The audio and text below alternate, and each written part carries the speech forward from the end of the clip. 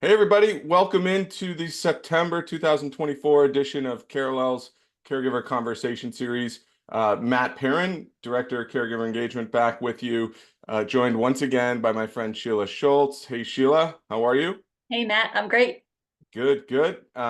If Sheila is a new face, she is a care advocate here at Carallel, a certified dementia practitioner, and so much more. I'm the lucky guy that gets to work a ton with her. So, feeling lucky to have her here with us today as we talk about caregiver emotions, um, understanding and managing. The title there was intentional. I personally believe, both understanding and you can't manage them until you understand them is what I'm trying to say here. So, intentional title there. Before we hop into the meat of the program, do want to just tie off on a little bit of housekeeping real quick. If you're joining one of these for the first time, welcome. Carallel is a caregiver support company. We help anyone who's helping someone else. And we do it in a few different ways with our caregiver support line, which is manned by our team of care advocates, of which Sheila's a part. We have our digital experience, Carallel Companion, that is like having a care advocate in your pocket. And we also have a host of other programming, including a weekly online support group, etc. We make that all of that available as a benefit through employers and health plans and health systems across the country. So if you're not sure whether or not you have access to Carallel, ask your health system, your health plan, your employer, and find out. So that's number one. Number two, no slides, no presentation here. This is conversation by design, and we'd love you to be a part of it. So as in particular, all the time, but particularly in a conversation like this, because in my humble opinion, so many caregiving roads lead back to emotions. So really, really important topic here that we're talking about today. So Sheila, did I forget any housekeeping? Did I forget I anything? Did I get don't it think all? so. Okay. I think you got them all. All right. Perfect. Perfect. So, wanted to focus on a couple of different things today. And per usual, we're really trying to be practical in these conversations. First and foremost is the intensity of caregiving emotions. I think that's a really important aspect of all of this. And then we're going to just talk about some common emotions and hopefully provide you some tips that you can take away to and use in your day to day to either identify things that you're feeling or try and work through some of those feelings that you're having as it relates to caregiver emotions. So, Sheila, I wanted to start with just an open-ended question to you, which is what makes the things we feel, our emotions as we're caring for someone else, what makes them so intense? Well, Loaded question, I know. it is, but it's like you might be surprised because you have an emergency situation. You've had to run someone to the hospital and you didn't expect it. Or you may have a sudden diagnosis on your hands that you didn't think you were going to have just at a routine doctor's up visit. You're being thrust into a new role. You feel unprepared. You don't feel like you have the skills. You live too far away. You've got a whole other life, a family, a job, other responsibilities. Like there's so many things that go into this, and you're thrust into this position, and it's no wonder that the emotions are intense. So it's common. It happens to every caregiver, and that's why they show up so intensely. There's a lot going on. Yeah, I couldn't agree more there. A couple things I'd add though too.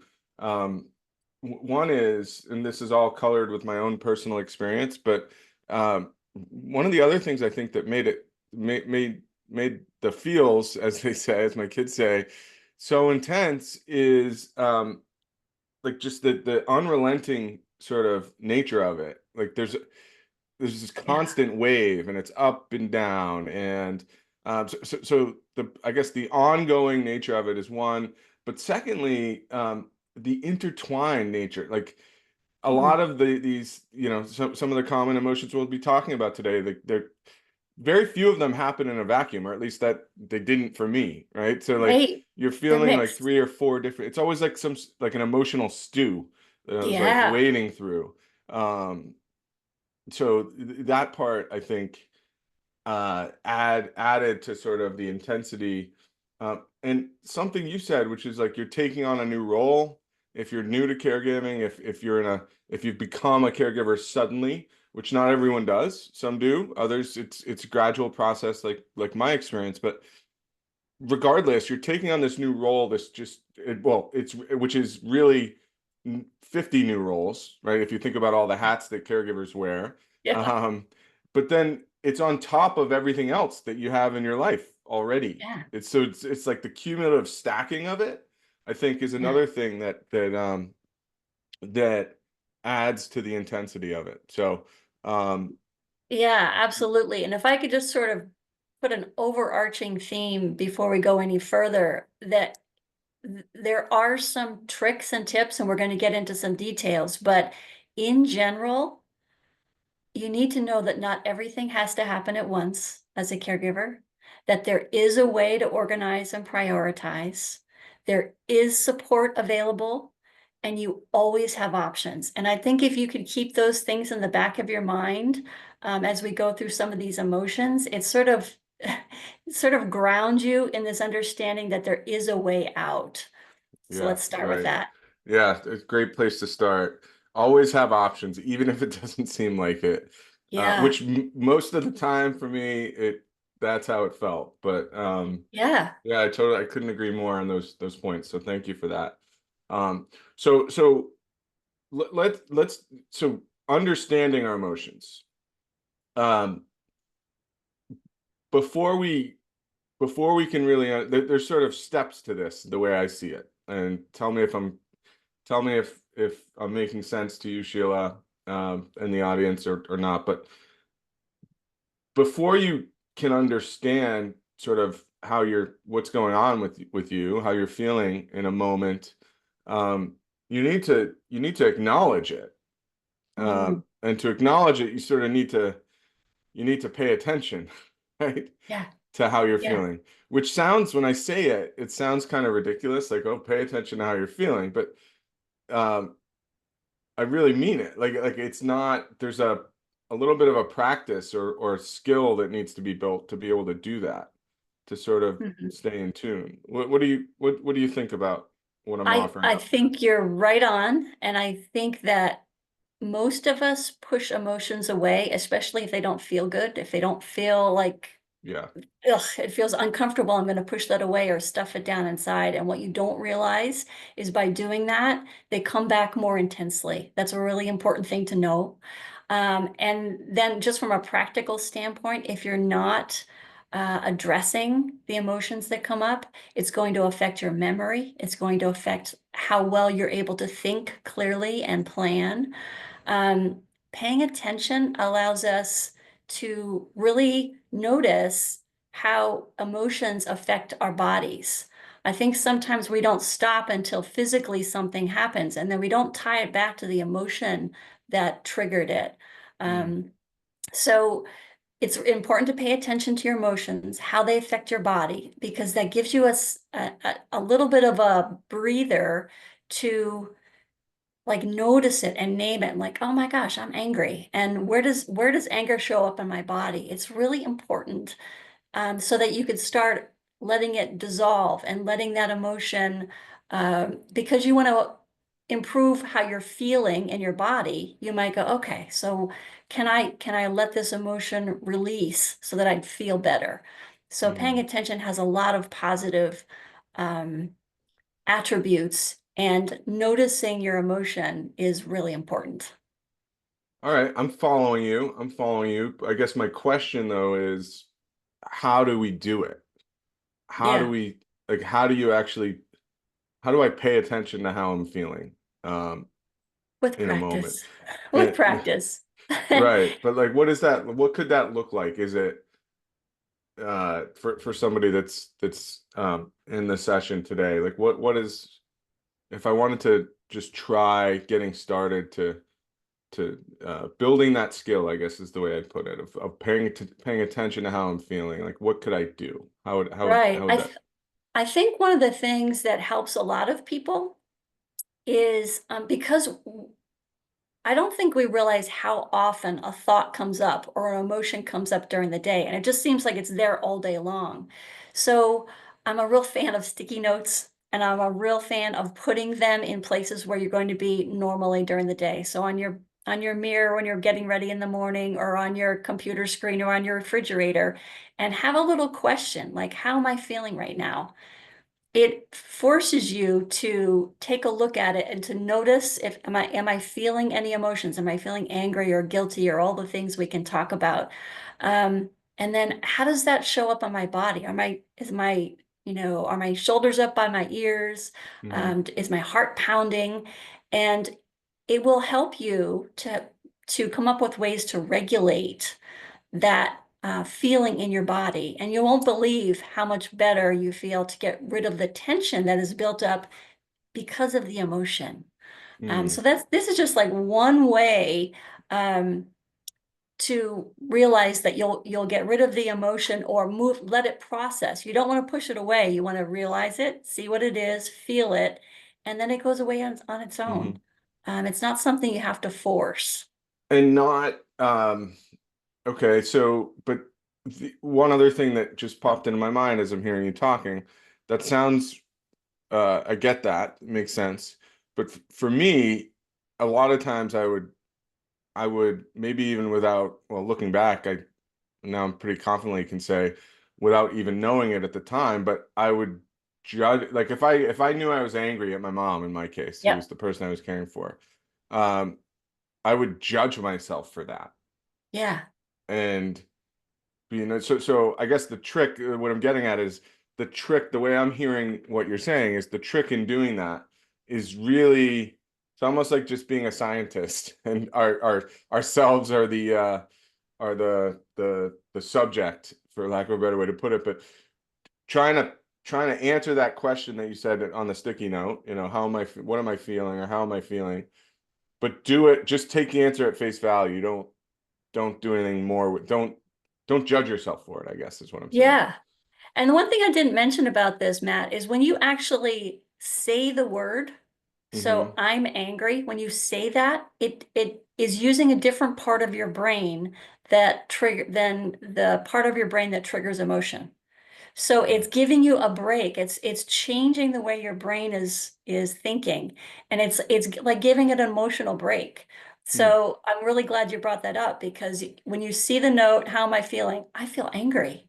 So not only are you going to look inside and say, oh, my body's feeling tense, just the fact that you said angry and I'm naming it, this is what anger feels like. It is breaking your body away, or breaking your mind away from the emotion. Does that make sense? Yeah, I love it. And I so taking it one step further, but like a recurring theme in basically every conversation that we have on, regardless of the caregiving topic, but this whole concept of like bite-sized, small chunks, small Yeah, doses. So where I think you're going is, even so I ask myself the question, I see my sticky note, I ask myself the question, how am I feeling? I'm feeling angry. Just the act of doing that, verbalizing that to myself, or to someone who's, in the room with me, um, that's giving me a little bit of that's like breaking, I don't want to say breaking the pattern, but that's a little mini micro break for for me, for my it is. psychology and my biology. It's that little micro break, even if you don't feel it, right? So like, I guess the Absolutely. takeaway is, you're probably not going to feel it. Do it anyway if you can, because it's gonna, the all of those little micro breaks are going to accrue and And add it's up to a physically more healthy changing. you. Yeah. Yes, it's physically changing your brain when you do that. And the more you do it, it's creating this pathway in your brain that you're more likely to use that part than the other part, than the previous part. So it is over time. And like you said, you can't judge yourself. You just keep doing this thing and trust that it's going to work. All right. It makes sense. I love it. And I wish we were having this conversation, 4 years ago, when I was still in the middle of my caregiving experience. But okay, so let's spend the rest of the time talking about some common common emotions, and let's name them. Let's talk about them, Yeah. but then let's talk about some things that we can do to hopefully make it a little bit easier to manage that particular emotion. Before I jump into that, though, just a reminder: if people out there have questions, comments, perspectives to share, anything like that, please do use the chat or the Q&A button down in the bottom of your Zoom console. I'm keeping an eye on that as we go, and would love to hear from you and incorporate that into the discussion. So the first one I wanted to talk about, Sheila, is like on face value, the word it wouldn't have popped into my head, like the actual name of this emotion, but the concept, what it is, like when I heard it or read about it, like I'm just like, man, I felt that almost every day, in the middle of my caregiving. But it's ambivalence, right? Which is this whole notion of, um, feeling uh, like at the same time feeling like you want to do something, but you don't want to do something, just kind of Yeah. ambivalent about it, like, um, which is really was really really hard for me to it felt to me like, if I simple analogies, it felt like I was stuck in the mud a lot. About like Yeah. that's how that's how it made me feel. But what are your thoughts on ambivalence? Well, I'm glad you brought that up, being feeling stuck, because I think ambivalence is just a lot of mixed emotions. Like you care about something, you want to do it, but you don't want to do it, and you can't quite figure out what to do, so you feel stuck. It's really different than something like apathy, which is you just don't care. You do Mm, care. It's just that there's so many things coming your way emotionally that you're ambivalent. You don't, you want to do it, but you don't want to do it, and you're maybe over analyzing, and you're trying to think too much about all of the things you could possibly do, and it can really get just like you're feeling stuck. I mean, it's a terrible feeling for someone who wants to be productive. yeah. Um, agreed. And it's one of the hard ones because it's yeah, I guess I keep coming back to, as we're talking about this, I'm thinking, of course, to my own personal experience, and I spent just so much time feeling stuck as a caregiver, Yeah. and this naming this particular naming ambivalence sort of puts a really fine point on it. So I'm glad we started there. Anger is, obvious one. We've already mentioned it. I think we all know what anger is, but what I mean, and we like what if somebody finds themselves feeling angry often, or feeling angry at all for that matter, like what's one thing we could do um to sort of manage that? I mean, is naming it enough? Well, for certain, you want to start there. I'm Yeah. feeling angry. This is how it's showing up on my body. I need, so how can I release the anger? I'd say initially, certainly immediately step away, get outside, get some fresh air, even just step out the door, open a window, whatever you need to do to allow some space. Hmm. And then when you get a chance, find some supportive friend who's not going to tell you, necessarily what to do or how to do it or give you solutions, just to let you vent about your anger. And hopefully you have that person. If you don't, there are support groups, there are things out there, there are, hotlines where you can just do that. But anger is something that needs to be released. And like we said, you just want to name it, understand how it's affecting your body, and then just do something to allow that space or a venting Hmm. opportunity.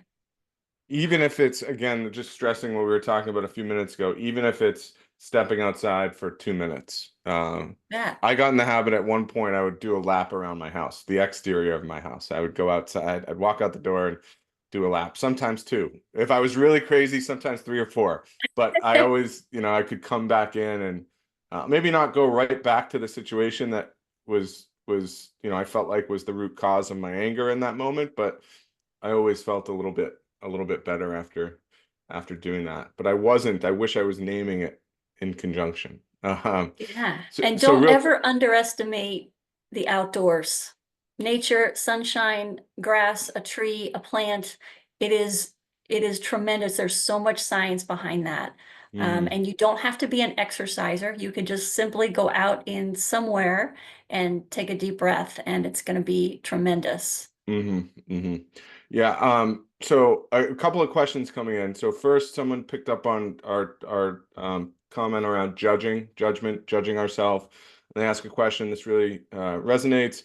How do you reconcile being a caretaker to somebody with dementia that doesn't want help but needs it? Um, uh, what I would say to that is it's not easy. That's a really important and heavy question. Um, Mhm.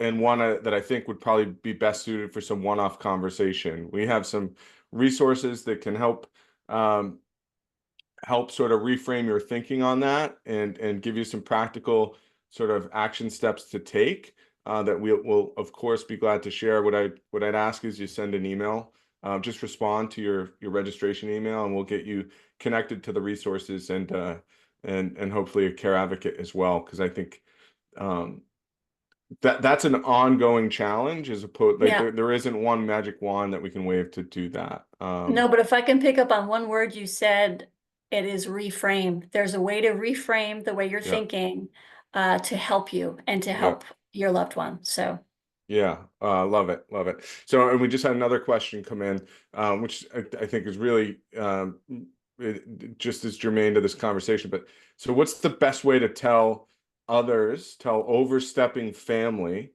to just back off and let me feel what I'm feeling? mm. So, uh, Yeah. I think that I have a motto is that you're never going to convince someone to act or behave the way that you want them to. mhm, So it's up to you to either let it go when they say that and find a way to let it deflect off of you when they're not listening, and find someone who will listen, find someone who will hear you. Create that space between you and that family member. Um, it's a relational dynamics thing that it's a mhm, skill to learn. It's very difficult, I understand, with family members. But yeah. the only way you could change is finding ways for you to cope, because it's really an awful lot of energy to try to get them to see your point of view if they just don't. Agreed, agreed. And same comment I'd make to this question askers. We have a lot of resources that um, get at this particular type of challenge and um, all the things that sort of surround this particular challenge. Mhm. And it's like so much of this, it's another thing that would be well suited for a conversation or conversations with our team of care advocates. Yes. Um, so, but thank you for the question.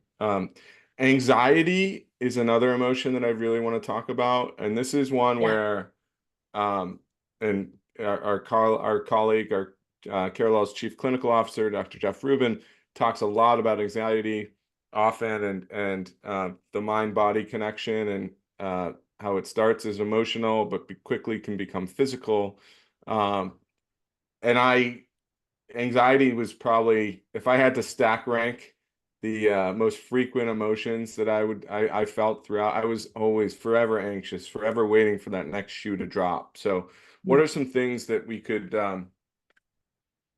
do to sort of manage any anxiety that we're feeling just from day-to-day caregiving? One of the easiest and the most that we all have available to us is breathing. And I know you hear it, and I know a lot of people have an awful lot to say about it. What I want to focus on is the exhale in our breath. It is really important for the relaxation to stimulate our bodies to get out of fight or flight. Is exhaling. When we inhale, it's sort of getting us prepared for things, and when we exhale, it's reducing all of the um, chemicals and the reactions that are associated with fight or flight. So if you're going to take some deep breaths, make sure you're really focusing on the exhale and letting everything out. And that's, to me, is the easiest way, the quickest way. And there are some wonderful things. If you just Google it, there's something called the physiological sigh. There's 4-7-8 breathing, but all of them are really focusing on the exhale. I love it, Sheila. I love it. And speaking of, I had a suspicion you were going to go to breathing, but I just pasted into the chat the caregiver conversation page for from Carallel's website. And that has the schedule, but more importantly, it has I think a year and a half worth of recent replays. And there are a couple guided meditations that we've done on these sessions. Sheila led one and Dr. Rubin led one. But I would take a look at those if anyone, very, very, very, very worth it to could be a nice way to practice some of what Sheila is talking about, or at least give it a try. So thank you for that, Sheila. Sure. And I'm just looking at our list and we're at time. The last one I wanted to talk about, and again, I guess my show, I'm colored by my experience, but I was a dementia caregiver, and this notion of anticipatory, well, I'm not a doctor, so I'm just going to say anticipatory stuff, right? It could be anticipatory grief. It could be anticipatory anxiety, which a lot of mine was, I think.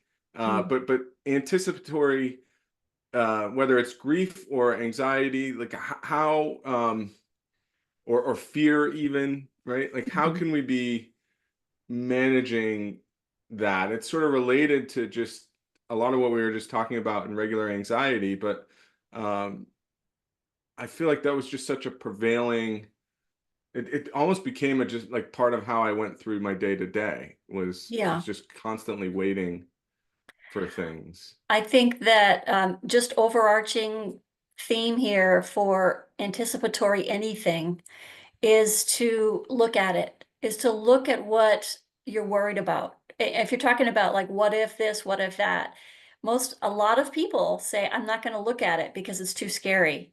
And it's really important to plan for it. As soon as you plan for something, it reduces your anxiety around it.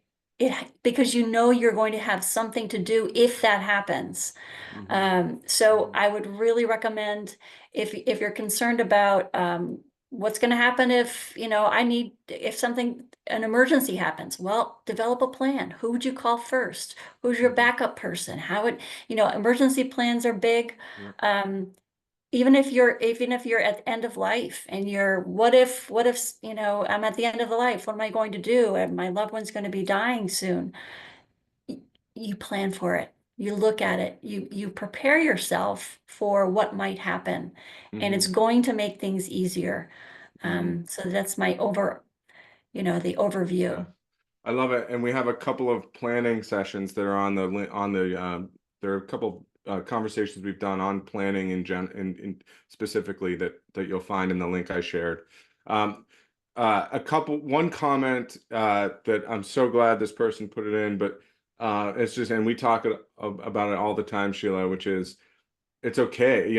No matter what you're feeling, it's valid.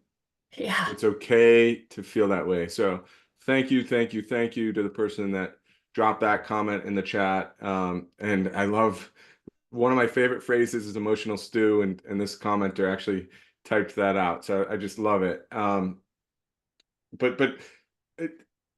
in addition, that I found that actually to help me with all of these emotions was telling myself like it's okay to feel that way. Like the old mantra says, Yes. Otherwise, there's no feeling at all, and that's worse. Yeah, yeah. So we're at time, but there's one other question I wanted to wrap up with, and thank you for this question as well, which is how can you turn your anxiety into something good if something bad is starting to happen? So, Yeah.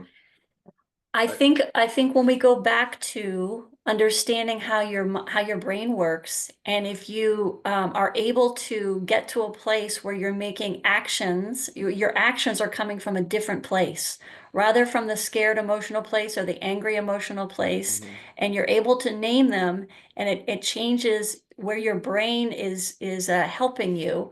Then you go to a place where your actions are coming from a more stable and relaxed place that's going to help, that's going to make a yeah. difference. Yeah, so the way I'm perceiving what you're saying, Sheila, is it's not really it's not really about turning anxiety into something good in the context of this question. Right. It's about finding a way to manage the anxiety Yep. you're feeling in that moment when as the question asker says, if something bad is starting to happen. So that the actions you take or decisions you make are uh, taken and made with a clear head, Yes. uh, including the emotions you're feeling, as opposed Mhm. to sort of jaded or inhibited by the emotions you're feeling. So that's like Absolutely. the subtle difference there. Beautiful. Yeah. Okay. So time flies when we're having fun. Thank you, Sheila, and thank you Sure. for all the questions and comments from the audience. You will get a replay of this session emailed to you after the session. And to anyone that asked these questions, they were great questions. As I mentioned previously, please do go ahead and respond to your registration email so that we can point you to support, guidance, and assistance related to those specific questions. So, lastly, when is our next session, Sheila? So, it is the 24th of October. We're changing gears a little bit, something equally as important to managing and understanding emotions, but slightly more tactical. And we're going to be talking about advanced care planning. Really, really important topic. So we'll look forward to that on the 24th of October. Again, that registration link is in the link that I put in the chat here in the Zoom. So thanks everybody for being here. Sheila, thank you so much. Thank We'll you, do it again everyone. next month. All right. Take Take care, care. everybody. Bye-bye.